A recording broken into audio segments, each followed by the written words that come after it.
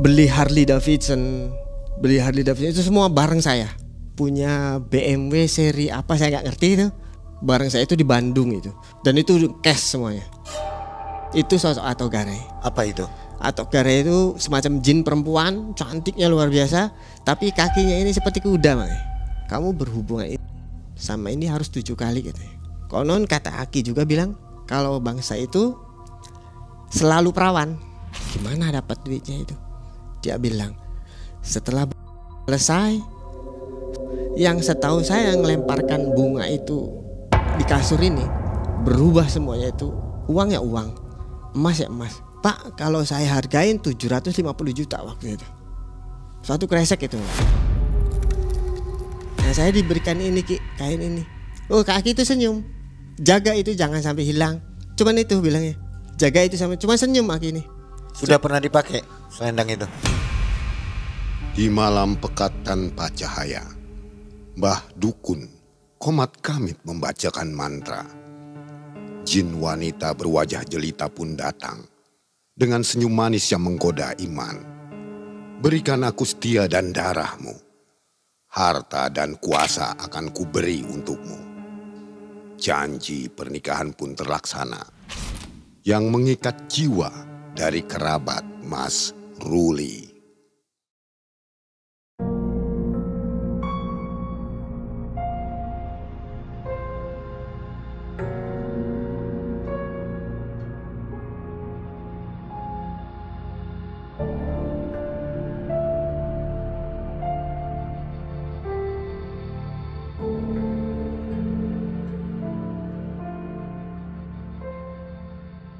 Assalamualaikum warahmatullahi wabarakatuh.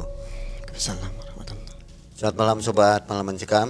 Apa kabar hari ini? Mudah-mudahan selalu sehat ya dan rezekinya melimpah. Amin. Sobat, ada narasumber yang pasti semua sudah pernah lihat ya video sebelumnya ini nih.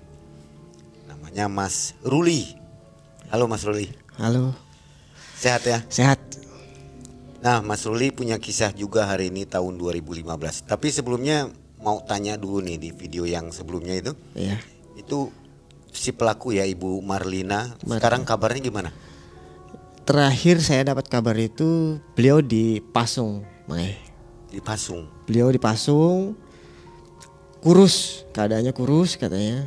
Terus di kamar apa namanya khusus, di kamar khusus, kamar mungkin kamar isolasi mungkin Mai, di rumahnya. Nggak coba diobatin begitu?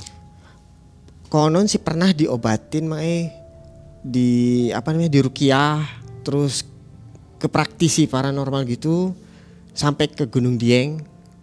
Semua praktisi ataupun ustadz yang pernah mengobati itu bilangnya ini tidak bisa disembuhkan karena ini sudah menjadi karmanya, sudah menjadi perjanjian di karmanya itu. Itu memang nggak bisa ya kalau bisa, karma kayak gitu? Iya nggak bisa itu. Sudah mungkin sampai seumur hidupnya mungkin begitu. Lalu kainnya masih tergantung di pohon? Sampai sekarang pun masih. Kain hitam yang menghantui saya setiap malam 7 hari setelah itu dihantui pocong itu masih sampai saat masih. ini. Masih. Boleh minta gambarnya ya? Ya. Kalau sempat. Nanti saya fotokan. Ya. Nanti saya fotokan. Lalu yang apa namanya kedebong pisang itu? Lah waktu gimana itu kabarnya? kedebong pisangnya itu dibuang di sungai. Dan ke keluarganya nggak ada efek apa-apa ya? Nggak ada, Mai. Karena begini, mungkin perjanjian waktu beliau ini perjanjian itu dianya sendiri yang diambil, bukan dia mengambil wadal. Kalau dia mengambil wadal, mungkin orang atau anaknya yang memakai duit dianya itu, mungkin itu bisa kena, bisa dijadikan tumbalnya atau wadalnya. Gitu. Oh gitu ya? Iya. Oke, ya mudah-mudahan kalau ada keajaiban bisa sembuh lah begitu iya, ya Bu Marlinanya. Baik Sobat Malam Mencekam, jangan kemana-mana, kisah yang kali ini pun gak kalah seru dari yang itu ya. Jadi Mas Ruli dengan temannya melakukan sugihan nikah jin ya, ritual. Iya, itu teman nganter. saya. Iya. Bukan Mas Ruli ya? Bukan, teman saya mengantar dan menyaksikan. Menyaksikan dan dilihatkan itu. Luar biasa nih. Mas Ruli apa kesibukan sekarang? Masih seperti dulu. Apa itu? mencari benda pusaka, jual beli benda pusaka gitu. Barang-barang klinik ya. Iya gitu. Luar biasa ini. Apa yang sedang diburu sekarang? Keris. Keris ya? Iya. Pendohiran atau gimana? Saya mencari, mau itu kolektor begitu ya? Iya, mau itu dari orang ataupun saya terus terang saya juga mencari di tempat ritual, di tempat keramat sendiri mencari dan hanya dapat yang kecil-kecil. Dapat yang kecil-kecil yang dari seperti kuntilanak memberikan bunga, tapi begitu saya kantongi itu keris ada itu. Dari kuntilanaknya langsung? Iya. Ngasih ke Mas Ruli? Iya itu. Pernah ada dan ada saya di rumah itu. Wah aneh lagi, minta lagi fotonya nih. Oke siap. Berarti baik, Sobat Malam Mencekam jangan kemana-mana ya. Kita nonton sampai akhir kisah dari Mas Ruli. Malam Mencekam, semakin malam semakin mencekam. Ini dia Mas Ruli.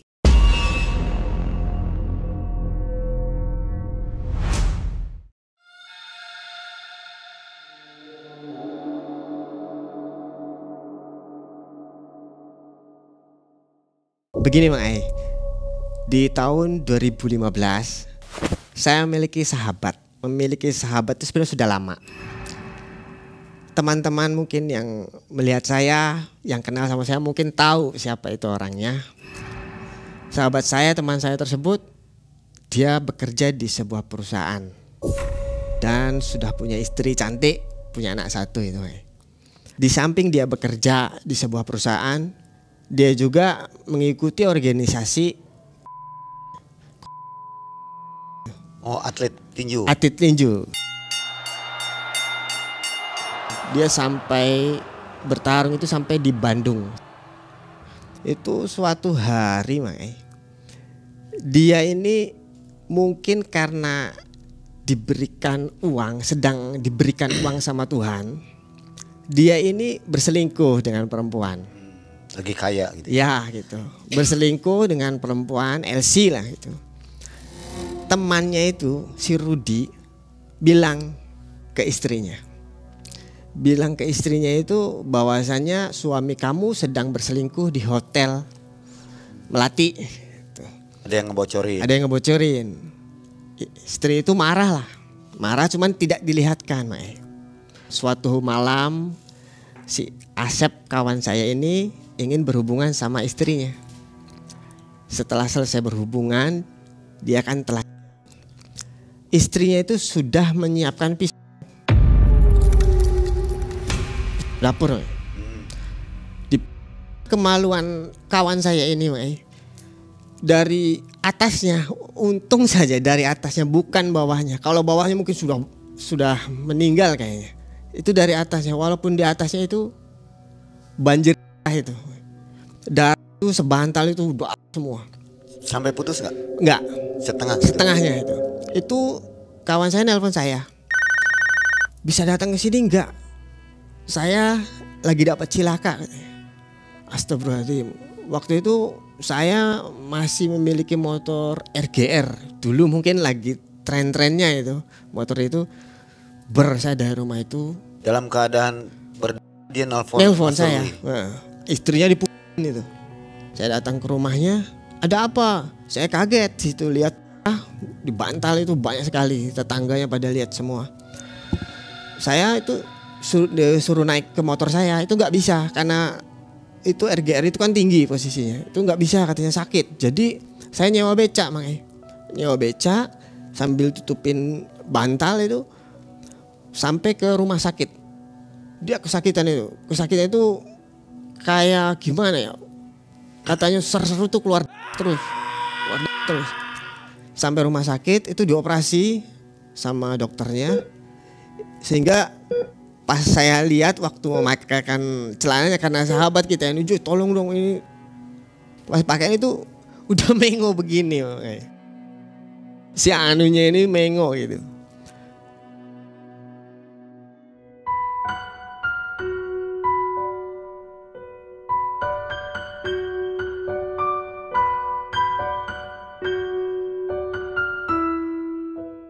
Singkat cerita, suatu hari dia datang ke saya.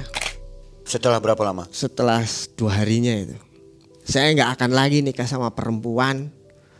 Kamu Rul punya info nggak? Saya kayaknya ingin sekali nikah sama jin. Jadi dengan istrinya dia cerai? Udah cerai itu, udah ditinggalkan aja. Dan istrinya pun sudah maunya cerai gitu. Sudah waktu itu belum sampai cerai Mai, tapi sudah ditinggalkan aja, sudah meninggalkan suaminya istrinya. Gak lapor polisi dia? Enggak. Jadi karena cinta. Si Asep memang cinta ke dia. Karena cantik sekali, itu cantik, saya tahu itu. Begitu ngomong, Rul punya info enggak? Saya ingin sekali nikah sama jin. Selain kita ini punya kelebihan, katanya kita ini nanti bisa menjadi kaya.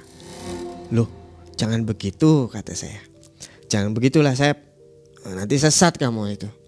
Oh enggak, Nabi Sulaiman juga kan nikahnya sama jin. Buset kata saya tuh, itu kan Nabi. Tapi tetap cuy, saya udah gak mau lagi nikah sama perempuan. Jadi putus asa dia ceritain Mai. 5 hari kemudian dia datang lagi ke saya, membawa mobil carry, Suzuki Carry itu ke rumah. Datang, Rul ayo antar saya. Kemana Sep? Udah lu antar saya aja. Kemana? Ke Tasik. Ngapain? Oh kita ke rumahnya Aki. Ke rumahnya Aki yang itu dia bisa menikahi saya dengan jin katanya gitu. Infonya itu dari kakaknya yang orang Tasikmalaya, nikah sama orang Tasik itu. Nah itu ayolah kalau gitu kita antar. Belilah, sudah bawa itu di mobilnya itu kelapa 6 biji. Kelapa 6 biji. Terusan sesaji seperti bunga, seperti kain. Kayak kain-kain gitu, makanya dia bawa kayak kain samping gitu, ada 3 itu, ada 3 helai. Sudah ketentuannya begini Tasep, bawa begini tuh. Ya konon harus begini katanya. Di mana kota Tasikmalayanya? Oke, sambil jalan kita nih makanya di mobil sambil bercerita bagaimana nantinya kamu itu sudah siap semua Tasep. Kalau sudah ada perjanjian dari sana, sudah siap saya lahir batin katanya. Daripada kita hidup begini katanya gitu. Dia putus asa, benar-benar putus asa itu karena dia mungkin dari kemaluannya aja sudah tidak normal gitu. Jadi mungkin dia sedikit putus asa. Waktu itu kita nyampelah di tempat yang kita tuju itu, di Tasikmalaya. Di situ ada rumah satu terpencil, itu rumah ini lain daripada yang lain, bersih, keramiknya pun pakai marmer, cuma sepi, nggak ada orang satupun di situ. Kita nunggu di tempat tunggu itu ada semacam kayak gebyog kata orang Jawa apa ya namanya itu, pintu. Ya semacam kayak ruang untuk apa sih tempat duduk itu yang ada gebyognya gitu. Itu di situ kita duduk. Sep, kok nggak ada orangnya? Nanti aja kita tunggu. Itu kita sambil merokok itu menunggu sekitar setengah jam lebih. Itu datang dari belakang rumah itu aki-aki memakai ikat lapen yang di sininya itu segitiga itu. Dia bilang, punya tujuan apa kamu datang ke sini? Saya kagetnya ini bukan karena aki-akinya atau gimana. Kok ngomongnya bahasa Indonesia? Gitu. Kok ngomongnya bahasa Indonesia? Si Asep itu nginjak saya, diem kamu pokoknya. Itu bukan orang sembarangan katanya. Loh, masa sih? Ya, yang bikin aneh kan kalau daerah situ itu kan Tasikmalaya itu bahasa Sundanya itu totok gitu. Gitu. Nah, itu bahasa Indonesia itu. Bahasa Indonesia itu dia bilang, "Ger, punya tujuan apa kamu kesini?" Saya salam sama Aki itu. Ini Ki, kawan saya yang punya tujuan gitu. Dia melihatnya ke saya waktu itu. Melihatnya ke saya, kawan saya yang memiliki tujuan Ki. Kamu udah siap mau nikah sama jin? Saya ini bingung lagi, kaget. Saya ini nggak bilang, nggak bertanya ataupun nggak apa. Dia langsung bilang begitu. Padahal kita belum bercerita, belum mengobrol satu kata pun. Dia bilang katanya, kalau nikah sama bangsa jin, kamu harus tahu nanti akibatnya, konsekuensinya, ataupun nanti bagaimananya. Kalau nikah sama bangsa itu, nanti kamu ini misalkan memiliki anak yang berwujud seperti jin, dia berhitan atau menikah, kamu harus ikut ke alamnya. Perjanjiannya begitu. Tapi kalau anaknya memiliki anak tapi berwujud seperti manusia, dia akan idiot ataupun dibilang disabilitas. Terus kedua kalinya, jika kamu ingin menikah sama bangsa itu, harus punya tujuan. Tujuan kamu ingin memiliki ilmu atau memiliki harta. Kalau kamu memiliki harta, beri dia kepuasan, beri dia kesenangan yang berkali-kali lipat. Kamu pun akan kedatangan seperti rizki yang berkali-kali lipat lagi katanya. Jadi maksudnya gimana Ki? Bertanyalah saya ini. Jika kamu ingin di tempat tidur kamu ini banyak sekali emas atau uang, kamu berhubungan intim sama ini harus 7 kali katanya. Siaplah gitu. Konon kata Aki juga bilang kalau bangsa itu selalu perawan. Dan nanti kamu akan saya kasih ciri. Kamu akan diberikan ciri jika sudah sah menikah dengan jin. Apa cirinya Ki? Semacam ikat seperti saya begini, tapi selalu rapih. Dan dia dipakaikan di sini. Bukannya diikat di sini tapi dipakaikan seperti selendang gitu. Itu dipakaikan di sini selalu rapi seperti selalu disetrika itu. Dan itu benar Setelah selesai kita bercerita dengan Aki, dengan peraturannya ataupun perjanjiannya, si Asep menyetujui. Oke. Itu katanya harus ada saksi, biar saksinya teman saya aja kata Asepnya. Rul, kamu siap kan jadi saksi? Siap gitu. Saya ingin tahu itu. Ingin tahu benar enggak ini, sebenarnya benar enggak. Sebab saya juga kan berpikir, saya harus berpikir logika dulu gitu. Tepat setengah 6 sore itu masuk ke ruangan. Masuk ke ruangan itu cuman ada lilin, jumlahnya 6 biji, kelapanya dimasukkan semua, kainnya apa semua masukin ke ruangan itu. Cuman kita kan bertiga di dalam ini. Begitu saya duduk ini seperti berjubel, ada yang menyenggol, ada yang sebelah kanan saya kayak orang ngobrol. Cuman kok nggak ada apa-apa ini, nggak ada siapa-siapa. Cuman nurani saya ini kayaknya ada sosok semacam kayak genderuwo gitu. Semacam sosok genderuwo ini menyenggol tangannya teman saya, menyenggol, dan itu seperti kayak orang kesakitan. Seperti orang kesakitan ini tahu-tahu sah, bilang sah gitu. Mas Ruli ini posisi di mana? Posisinya kita menyaksikan, menyaksikan. Bertiga itu. Jadi saya tahu semua itu. Kelihatan sosok goibnya. Sosok goibnya itu yang saya lihatnya hanya sosok genderuwo aja, Ada ya? Ada itu. Sosok genderuwo ini menyenggol tangannya teman saya ini. Menyenggol tapi si Asep ini kayak kesakitan. Dan genderuwo itu mundur-mundur itu masuk ke tembok. Si Aki ini bilang, kamu bawa fotonya perempuan nggak? Kalau kamu nggak bawa fotonya perempuan, kamu nanti kaget. Gitu ya. Kaget dan kamu akan merasa seperti orang ilfil katanya. Bawa, saya udah siapkan fotonya. Berapa katanya fotonya? Saya ada 2, 1 aja cukup. Diberikanlah foto itu. Saya iseng karena itu temen lucu, saya senggol. Emang lu bawa foto siapa Sep? Gue bawa fotonya di ke Ardila katanya. Buset gitu. Gila kamu. Sekalian kan kalau begini bangsa itu pun harus cantik katanya terlihatnya. Tapi Aki itu tidak kayak orang tidak senang. Aki itu tidak senang. Boy jangan fotonya orang yang sudah meninggal. Loh kok Aki tahu itu? Tahu bahwa orang tersebut sudah gak ada gitu. Tahu. Gimana Ki? Tapi ada satu lagi fotonya si Eva itu saya tahu sendiri. Itu fotonya Eva. Temen istrinya.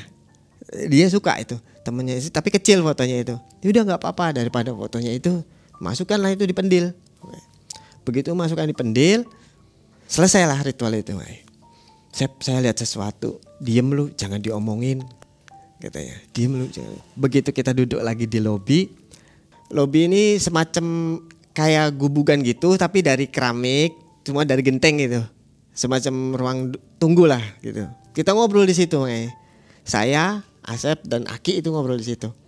Dari ngobrol di situ tuh dalam hati ini saya bilang kok nggak ada minum atau susuguhan gitu, padahal si Asep sudah mengeluarkan uang juga banyak sesaji gitu. Aki tersebut bilang sebentar lagi ada yang menyuguhkan makanan minuman. Loh kok kayak orang tahu, padahal saya ngomong dalam hati itu. Padahal ngomong dalam hati itu. Selang beberapa menit saya tengok sebelah kiri saya sudah banyak hidangan itu, semacam kayak apem, terusan kayak kopi. Jadi satu orang ini 3 gelas. Teh, kopi, susu. Kok ada hidangan begini? Saya pikir lagi, oh ini sepertinya kebiasaan bangsa halus yang biasanya disuguhi oleh bangsa manusia itu. Disuguhkan, mungkin kebiasaan bangsa itu begitu, jadi diberikan mungkin kebiasaan menyuguhkan ke bangsa kita juga begitu lagi. Si Aki itu bilang, itu istri saya yang menyuguhkan. Dari situ saya kaget lagi. Oh, mungkin yang dinikahkan itu persepsi saya sendiri itu, mungkin yang dinikahkan sama teman saya ini jangan-jangan anaknya dari Aki ini gitu. Nah, itu dari situ iseng lah saya. Aki, maaf sebelumnya, saya mau tanya, yang dinikahkan sama Asep itu cantik gak orangnya? Saya bilang gitu, cantik enggak wujudnya? Oh cantik. Sebelum dia seperti yang difoto, karena di foto itu dibukanya hanya nanti di rumah. Itu lihat kan, itu seperti itu. Jadi kayak ada orang lewat, perempuan, cantiknya Masya Allah. Seperti itu cantiknya Masya Allah makanya. Cuman situ saya lihat keganjilannya. Saya lihat keganjilannya ini di kakinya. Di kakinya ini seperti kuda makanya. Itu dibilang itu, kata itunya atok gare itu. Itu jin atok gare itu, cantik sekali itu.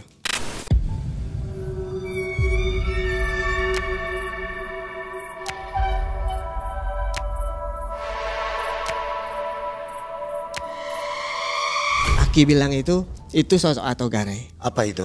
Atok gare itu semacam jin perempuan, cantiknya luar biasa, tapi kakinya ini seperti kuda makanya.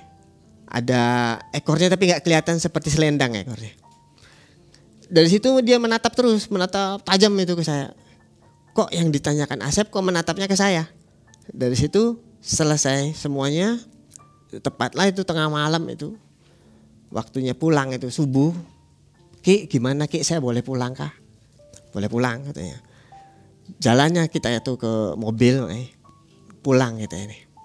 Pulang kita ini cuman hanya membawa pendil, terusan ada sesuatu yang dibuntel gitu, nggak tahu saya juga, mungkin privasinya dia dibuntel, disuruh megang saya ini, suruh megang saya ini, tak pegang ini sampai rumah ini, sampai rumahnya teman saya ini nggak pernah lepas saya ini. Jadi kalau misalnya beristirahat mau buang air gantian, dia pun megangnya di emban begini. Sampai rumah itu pagi kan, kita waktu berangkat dari sana jam 4 habis subuh. Begitu pagi itu jangan lupa nanti Rul belikan bunga setaman katanya di Jabang Bayi itu. Bunga setaman ini berapa belinya Sep? 100.000. Zaman segitu 2015 bunga setaman seharga segitu hampir 1 karung. Bener hampir 1 karung kalau beli 100.000 itu. Wah banyak sekali saya buat apa itu. Udah kamu nurut aja saya tuh. Beli, setelah pulang ke rumah agak siang saya datang lagi ke rumahnya membawa bunga itu. Sep ini bunganya gimana? Ya saya lihat lagi di rumahnya itu direnovasi sama dia itu. Jadi kamarnya yang tadinya biasa aja itu seperti pengantin baru. Sama kawan saya ini direnovasi kamarnya. Oh Masya Allah, emang begitu tah? Ya kan kita orang baru nikah katanya. Oke.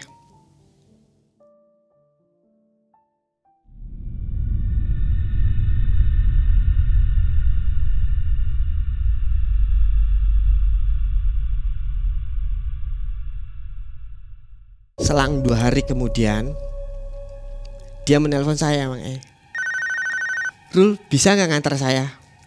Kemana Sep? Udah antar saya aja. Saya mau jual emas. Loh kok jual emas? Emasnya siapa lu? Macam-macam aja gitu.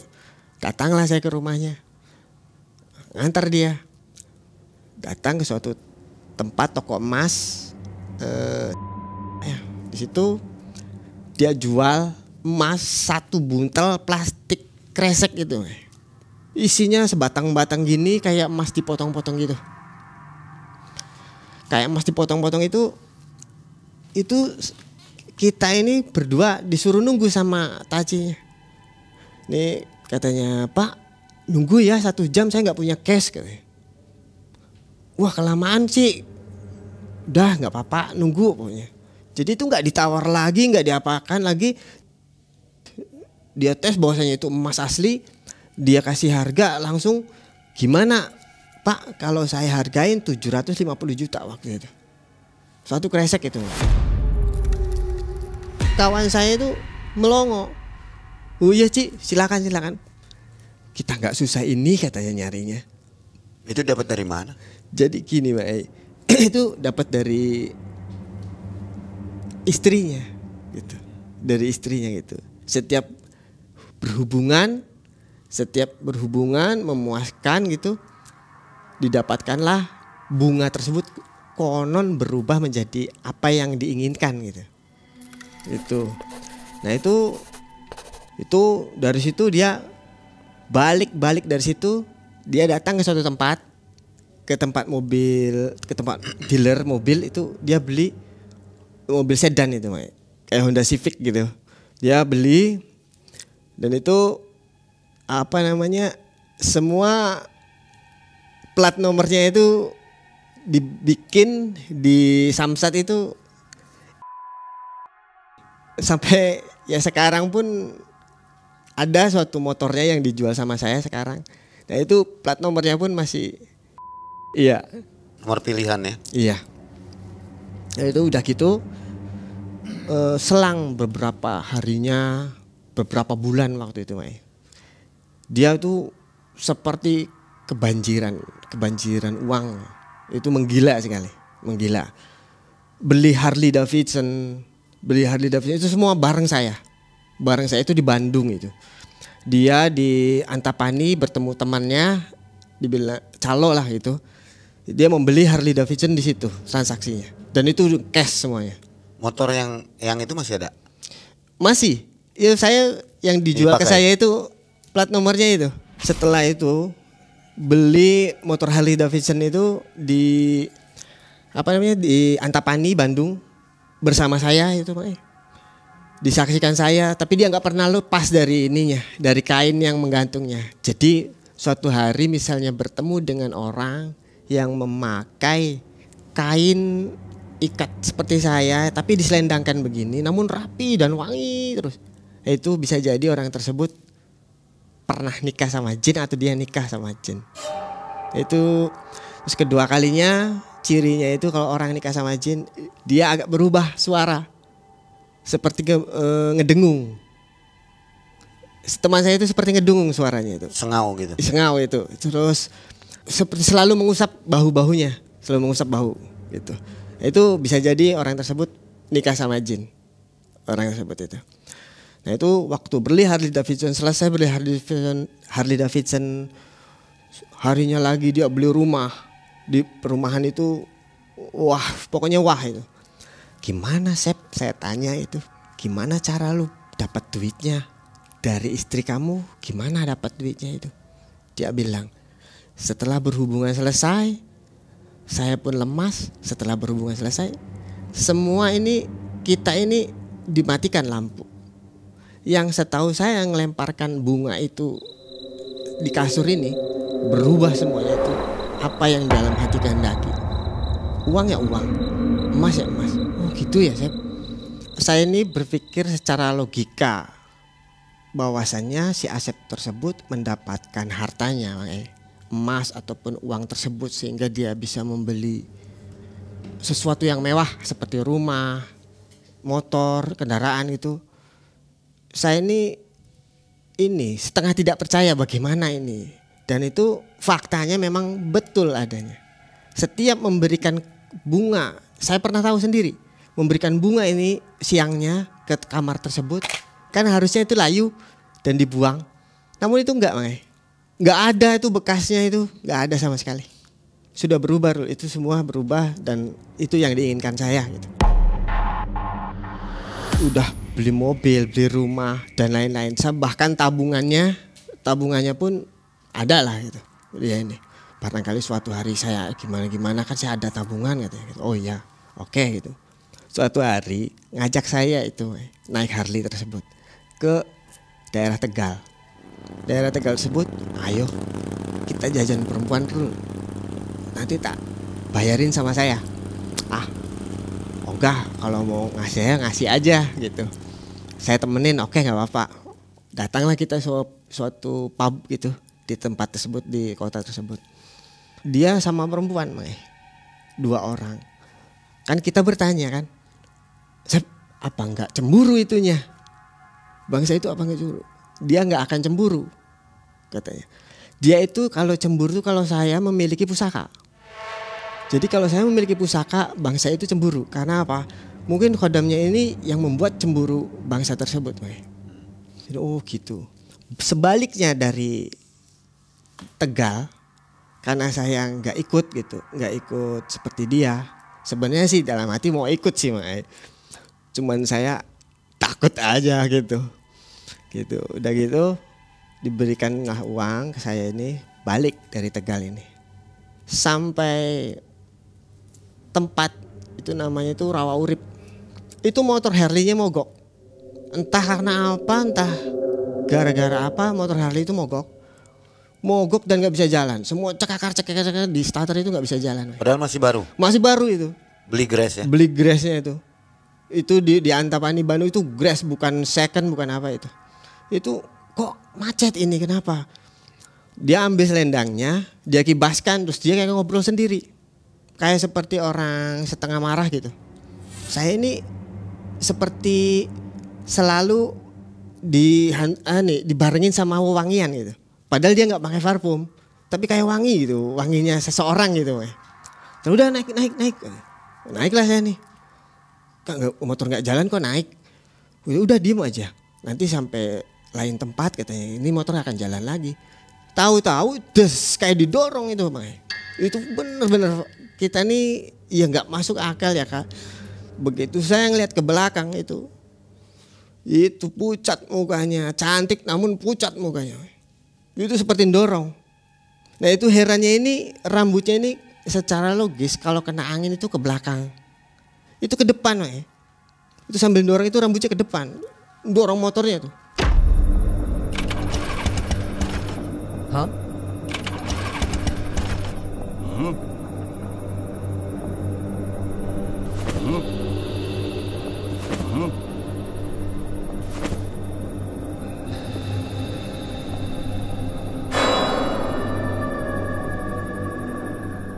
Sampai suatu daerah itu motor jalan lagi.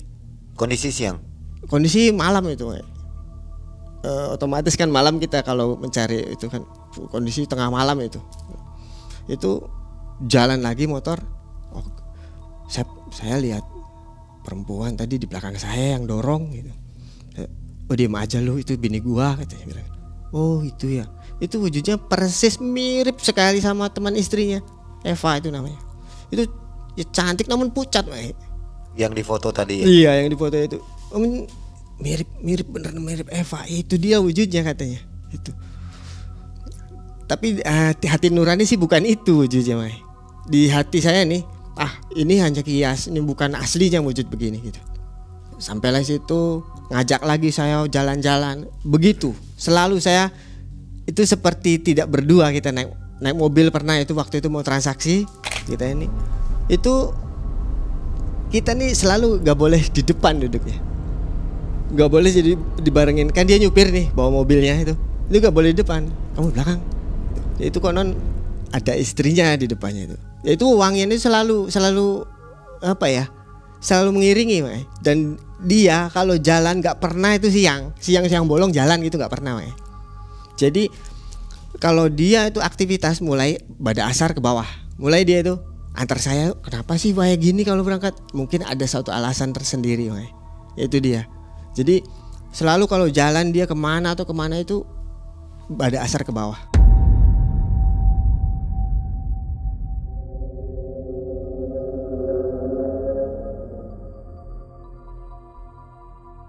Datanglah suatu hari, Mai. Itu dia sudah memiliki semuanya. Suatu hari dia mengeluh ke saya. Setelah berapa lama itu? Itu setelah 3,5 tahun, 4 tahun. Harta sudah melimpah ya? Udah melimpah itu. Dia bilang. Tapi dia kurus, Mai. Itu lama gak ketemu sama saya, itu bilang gini, Rul, saya udah capek kayaknya. Saya gak kuat, Rul. Gimana ya? Loh, gimana apanya gitu. Tapi yang saya lihat, saya rasakan itu, istri saya ini seperti kalau manusia itu kayak orang idam.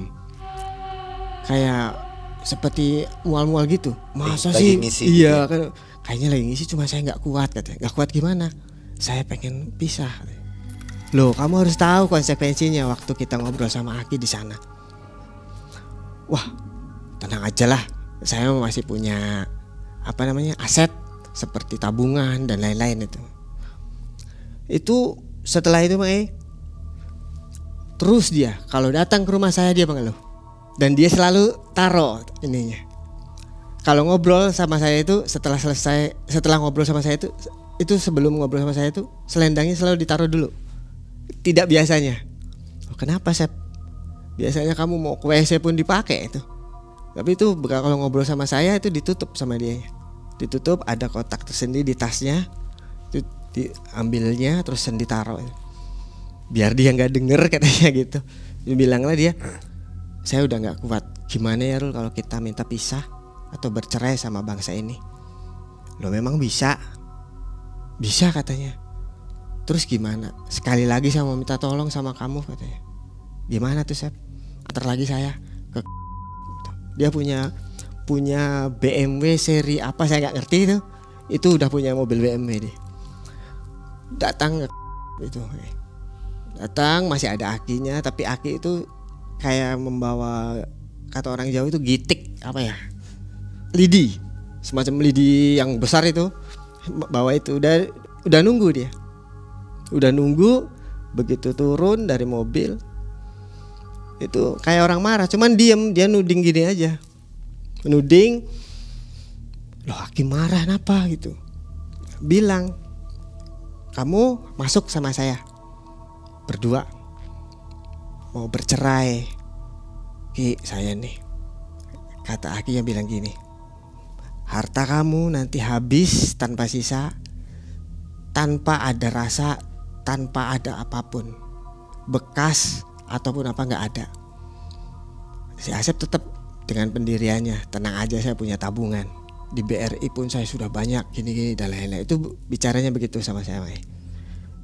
Berdualah dia tuh di suatu kamar yang pertama kali menikah itu. Di kamar tersebut itu berdua sama Aki. Saya bilang, Ki, saya ikut enggak? Tunggu kamu di situ, jangan ikut lagi. Oke, saya itu. Setelah itu saya diam duduk di gebyok tersebut, di seperti ruang tunggu itu, rompok itu. Itu saya dipanggil, Mak. Rul, sini masuk. Itu sosok perempuan. Yang manggil saya ini perempuan. Loh, kok perempuan? Apa istrinya ini? Tapi saya nggak berpikir bahwasanya itu makhluk halus, enggak. Saya pikirnya itu orang lain ataupun pembantunya ataupun kerabatnya Aki ini. Sini masuk. Lah saya ini tujuan nih mau masuk ke kamarnya, ke ruangan yang tadi kawan saya masuk sama Aki. Tujuannya mau masuk ke situ, karena ruangan itu ada dua. Jadi sini ruangan khusus, kesananya ini ruangan sendiri gitu. Ada pintu double begini dua itu ruangan itu seperti gudang lah. Itu seperti gudang, manggil saya itu. Rul, sini masuk. Datang saya ke situ. Begitu datang itu, Mai, saya lihat begitu sadar saya ini gimana ya? Saya sadar dan saya melihat itu berjejer seperti perempuan lagi duduk gitu, perempuan itu seperti kayak orang India, namun kakinya tidak bisa dibohongi. Saya sekilas tuh ada yang saya lihat itu seperti kakinya kuda. Dan saya kaget situ, astagfirullahaladzim, ini kok jadi di sini gitu. Saya nih mana teman saya dan Aki ini, mana gitu, kok saya di sini gitu.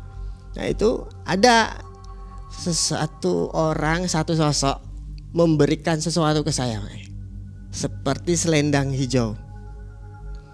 Seperti selendang hijau tersebut, dia hanya memberikan dan dia mengangguk gitu.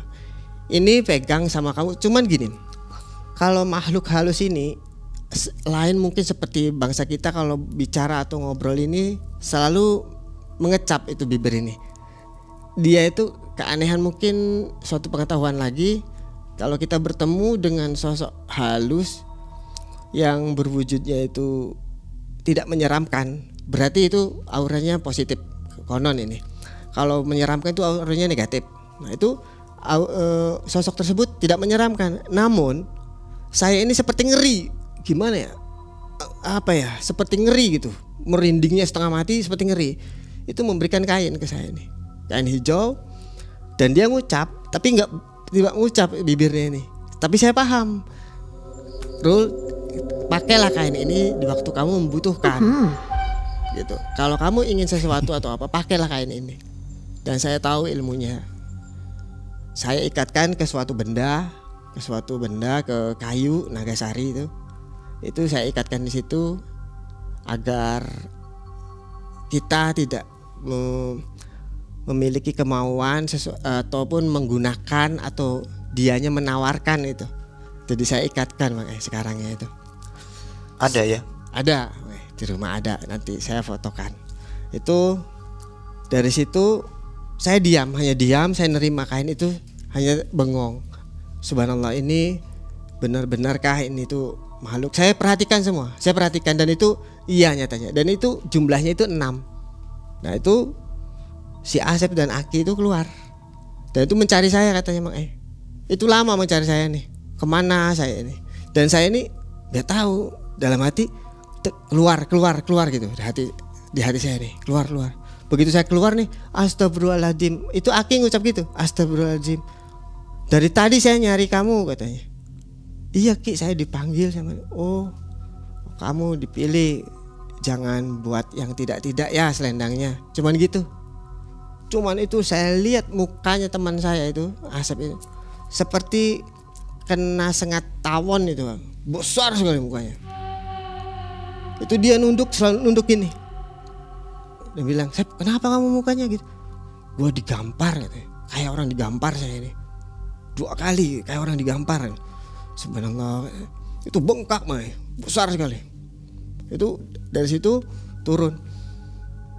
Kata Aki, jangan pernah menyesal apa yang pernah kamu berbuat, karena apa yang pernah kamu berbuat itu sudah keputusan kamu gitu. Bukan digambar Aki, bukan digambar sosok gitu, digambar sosok. Mungkin kita ini secara logis kalau digambar orang segede apa petinju, atau mungkin hanya pingsan ataupun rahangnya gimana, itu mah bengkak kayak orang kesengat tawon. Itu turun kami ke mobil, pulanglah dari situ. Mulai dari situ kejadian aneh itu terus silih berganti. Dari perjalanan Tasikmalaya ke Cirebon itu benar-benar cobaan itu sering kali. Contohnya itu mobil pecah ban itu langsung 4. Itu di Penawangan, di Ciamis itu pecah ban 4-4-nya. Nyarilah bengkel saya ini, dari bengkel itu saya nunggu ojek gitu. Nunggu ojek di jalan itu lama sekali, ada 4 jamnya itu. Saya nyari bengkel itu karena 4-4-nya ban itu pecah. Keluarlah duit itu, kayak ngeluarkan apa itu Asep itu. Dari situ mulai pengeluaran yang tidak masuk akal. Datang sudah jadilah 4-4-nya itu sampai Panjalu, nggak tahu apanya lagi dari mesinnya itu. Nunggulah kami itu sampai pagi. Nunggu sampai pagi itu, nelpon bengkel. Datang, kata bengkel ini mobil nggak apa-apa katanya. Mobil nggak apa-apa. Si bengkel itu seperti orang ketakutan. Sekali. Loh ini katanya, Mas, mobilnya nggak apa-apa katanya, nggak ada yang rusak gitu. Katanya bilang sih ini ngelihat sosok yang menyeramkan. si bengkel tersebut. Di mobil itu ada sosok yang menyeramkan gitu, dan bau amis gitu. Itu setelah pagi sampai itu 6:30 baru jadi mobil itu. Alhamdulillah, itu pagi dari malam kita ini berangkat, subuh sampai paginya baru mobil ini normal lagi. Hidup sendiri. Hidup, di starter itu jalan, itu tanpa diservis, tanpa apa. Jalanlah kita, nyampelah kita di Cirebon itu. Saya sebenarnya nyesel, Rol. Saya ini nyesel sekali. Nyesel gimana maksudnya? Saya nyesel bilang saya ini cerai. Kenapa memang? Lu nanti siap ya Jen, nampung gua misalnya gua miskin atau gimana katanya. Loh, kok ngomongnya kayak gitu? Jangan gitu. Kita ini manusia, kita ini makhluk yang paling sempurna. Jangan takut sampai semuanya sama apa itu yang kita hadapi, itu keputusan kamu gitu. Itu bilangnya itu sosok aslinya istri saya yang marah katanya. Jadi gimana Sep nantinya? Ya nanti lu lihat aja sendiri perkembangan saya katanya. Sampailah di Cirebon itu ada aja yang harus mengeluarkan uang ini. Dari rumah yang dibelinya itu masih tanah sengketa dan lain-lain itu ada aja Mai. Sehingga dia mengeluarkan uang, banyak mengeluarkan uang. Sampai mobilnya itu ada sesuatu masalah entah gimana sampai dia itu mengeluarkan uang, akhirnya mobil itu disita. Dan itu terus silih berganti, masalah itu ada dan terus datang ke teman saya ini. Setelah itu mulai dia seperti mobilnya, motornya. Motor saya kan motor tua Vario dulu 110 itu Vario kebo katanya. Itu yang masih plat. Itu mulai dijual ya. Dijual. ATM yang BRI itu di saya, Mak. Apa itu perlu saya fotokan juga, Mak? Itu ada namanya itu. Namanya dia. Itu diberikan ke saya. Kamu perlu ATM enggak? Enggak, kalau enggak ada isinya, masih ada isinya itu 500.000. Oh iya lumayan. Cuman gue nantinya gini ya. Ya udah, enggak apa-apa. Jadi di saya ATM-nya. ATM BRI itu di saya. Dan dia jual itu. Nah itu motor itu dibeli atau motor dibeli sama saya. Motor itu saya beli 4 juta waktu itu. Enggak dikasihin ya? Dikasihkan ke saya nih. Enggak dikasih gratis maksudnya? Oh enggak. Ada sesuatu yang dikasih gratis itu ada cenderamata katanya. Sampai sekarang saya simpan, enggak pernah saya jual. Seperti cincin itu, cincin emas itu. Emas itu asli. Itu ada liontinnya, ada itunya batunya itu. Saya simpan sampai sekarang. Cuman bawaannya itu buruk, kalau saya bawa itu selalu gak enak aja. Cuma saya simpan untuk cenderamata. Saya suka itu yang mistik-mistik gitu. Akhirnya saya ini datangin. Sebelum saya datang ke MM, sebelum saya dipanggil atau gimana, itu saya datangin dulu dia. Masih ada. Saya datangin ke rumah kakaknya di rumahnya kakaknya lagi nggak ada. Maksudnya izin untuk bercerita. Untuk bercerita begini. Dan kakaknya saya ceritakan, saya mau ceritakan kisah dia gitu, nggak apa-apa katanya. Cuman sekarang teman kamu Asep nggak tahu, konon sih terakhir dilihat itu di daerah Brebes jalan kaki gitu. Maksudnya jalan kaki ini gimana? Jalan kaki mungkin musafir atau gimana itu. Karena dia udah habis hartanya makanya. Miskin tuh ya benar-benar miskin. Gak punya sama sekali, apapun gak punya. Sampai makan pun dia minta ke saya makanya. Siapa itu yang nemukan? Kakaknya. Ya, disuruh pulang dia gak mau gitu. Tujuan mau kemana? Tujuan mau ke Dieng atau mau ke Gunung Putri atau gimana entahlah itu. Cuman ngomongnya mau ke Gunung Kawi. Ngomong terakhir kakaknya yang bilang begitu ke saya. Tapi masih waras ya? Masih waras, masih kenal. Dan terakhir sebelum dia itu juga saya ketemu dia itu di Jabang Bayi di kuburan. Diam aja dia itu. Cuma saya datang, kenapa Sep? Lu punya uang nggak 10.000? Saya kasih itu Bang 50.000. Kenapa? Buat apa? Subhanallah, sampai semua yang dikenakan sama dia pun dia jual. Bener miskin tuh semiskin-miskinnya Mai. Andaikan waktu itu dia nggak cerai. Ya, andaikan saja dia nggak cerai itu terus kayaknya. Langgeng. Masih kaya ya. Kaya dia langgeng. Dia nggak kuatnya kenapa ya itu? Gak kuatnya berhubungan selama dia ini mendapatkan hasil. Misalnya bunga ini berubah menjadi apa yang diinginkan seperti emas atau uang. Dia harus berhubungan sama nyai ini harus 7 kali katanya Mai. 7 kali, setelah dia keluar harus berhubungan lagi, keluar berhubungan lagi sampai 7 kali itu. Nah, setelah 7 kali itu berubah semuanya. Yang itu berubah, bunga tersebut berubah jadi apa yang dia inginkan. Dan hubungannya harus terus. Harus terus itu 7. Jadi kalau dia menginginkan hartanya, dia harus berhubungan 7 kali. Dan tapi kan bisa nggak usah berhubungan bisa. Karena hartanya sudah banyak. Iya, bisa nggak berhubungan atau gimana. Cuma tuntutan setiap minggunya harus ada 1 kali katanya. Minimal. Jadi, iya, itu hari Selasa Legi itu berhubungan itu. Dan dia udah nggak kuat, Mai. Selama 4 tahun itu dia udah nggak kuat, ngerasa nggak kuat, jadi dia kurus badannya. Segitu badannya gede. Petinju ya? Itu. Push up aja tangan 1 itu, Mai. Itu kurus badannya, benar-benar kurus. Apa kamu kena gula gitu? Nggak ada saya kena gula gitu. Kalau orang mau nikah sama jin itu nggak punya penyakit-penyakit yang gitu-gitu katanya. Terus memang begini, kalau orang yang bersekutu sama begitu, kadang dia seperti orang yang memiliki ilmu. Jadi tahu gitu. Padahal sih bukan tahu. Istrinya ini yang goib memberitahu gitu. Gitu sebenarnya. Saya ceritakan lagi, bahwasanya yang dinikahi sama teman saya ini, peri ini tidak lain adalah anak goibnya dari Aki tersebut,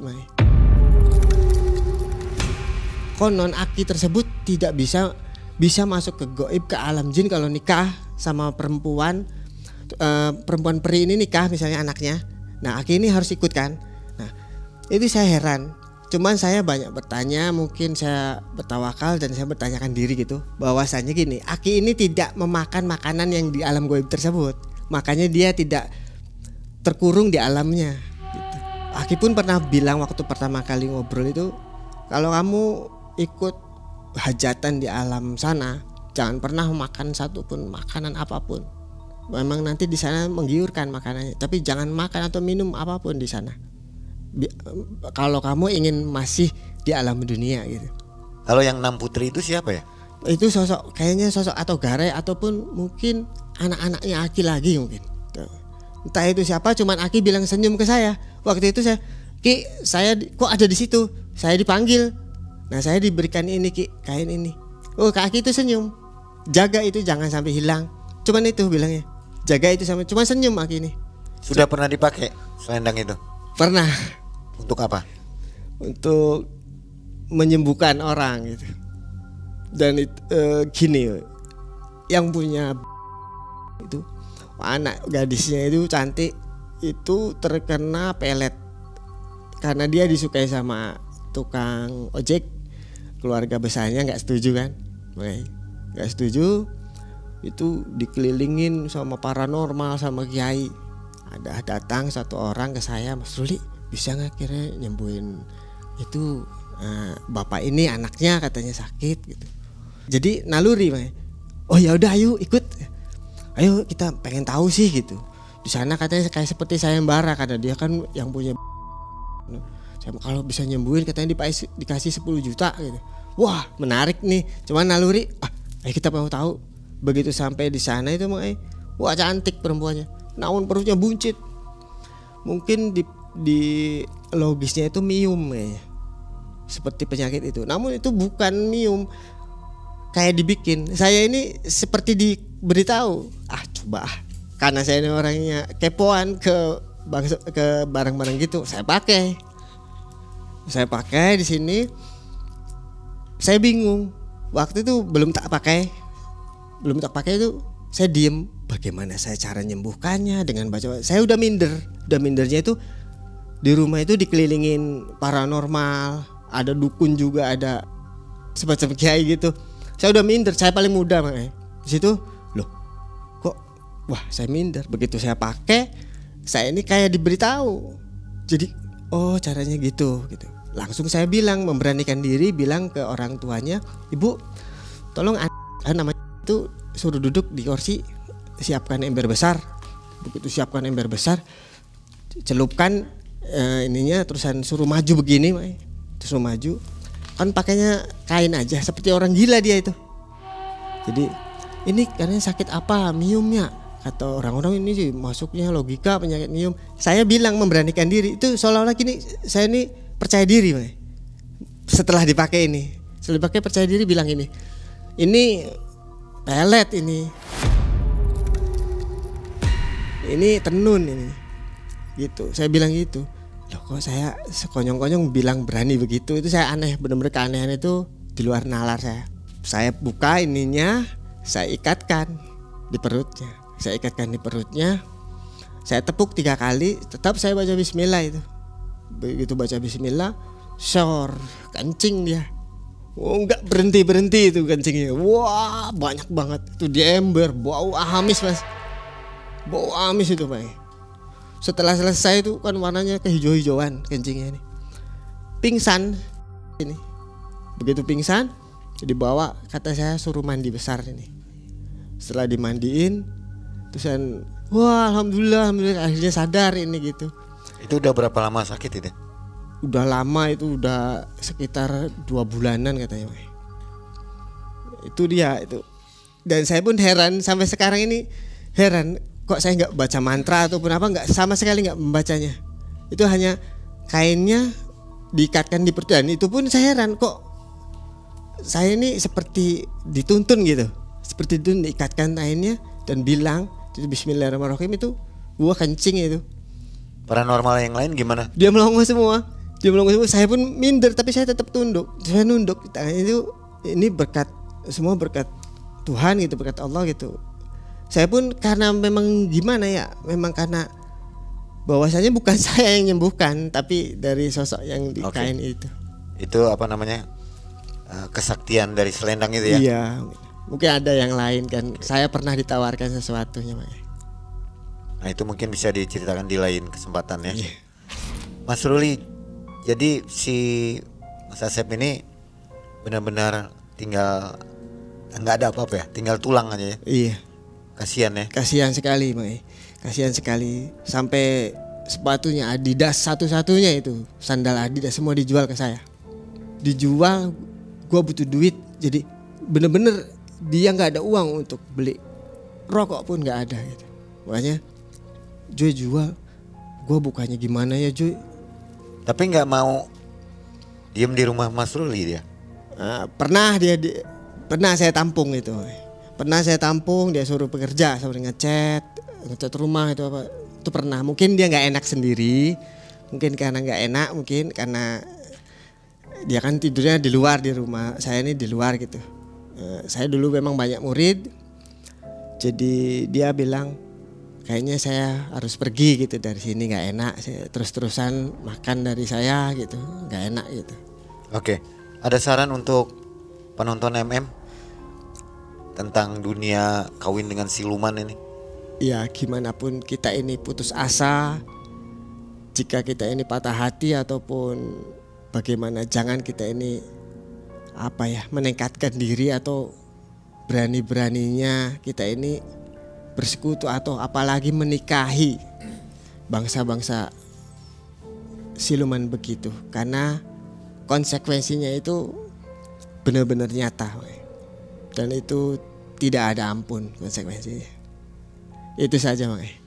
Untungnya masih diberi hidup ya? Iya, itu dia, untungnya masih diberi hidup itu. Dan dia kurus sekali, benar-benar kurus sekali. Oke.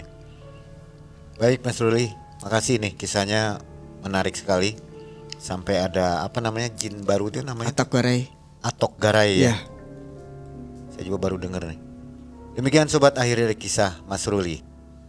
Dan jangan lupa untuk komen kalau ingin Mas Ruli tampil kembali ya. Masih ada kisah lain kan? Masih, Banyak ya? Oke, kita tunggu ya. Oke. Assalamualaikum warahmatullahi wabarakatuh. Waalaikumsalam.